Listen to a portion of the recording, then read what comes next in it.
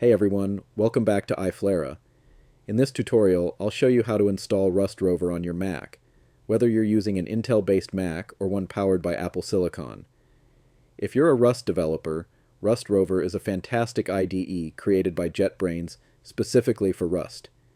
It features smart code analysis, powerful debugging tools, and smooth integration with Cargo, making Rust development faster and more enjoyable.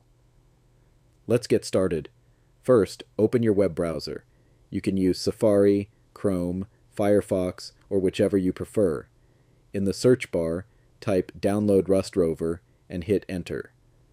Click on the official JetBrains link in the search results. I'll also drop the link in the video description for easy access. Once you're on the download page, choose your Mac type, Intel or Apple Silicon, then click the download button. Save the file to your Downloads folder.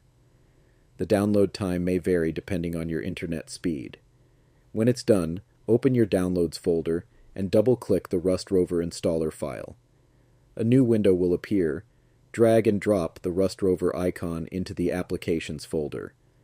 This copies RustRover to your Mac. After that, you can close the window and move the installer to the trash to free up space. Next, open Finder, go to Applications, and locate RustRover. Double-click to open it. If you see a message that says, RustRover is an app downloaded from the internet. Are you sure you want to open it? Just click Open to continue. When RustRover launches for the first time, you'll need to accept the user agreement. Click Continue. If you already have a JetBrains account or license key, select Activate Code and enter your info. If not, choose Start Free Trial to explore RustRover for free. And that's it. You've now successfully installed RustRover on your Mac.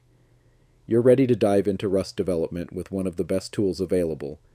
If this video helped you out, make sure to like, subscribe, and hit the notification bell so you don't miss any upcoming tutorials from iFlera.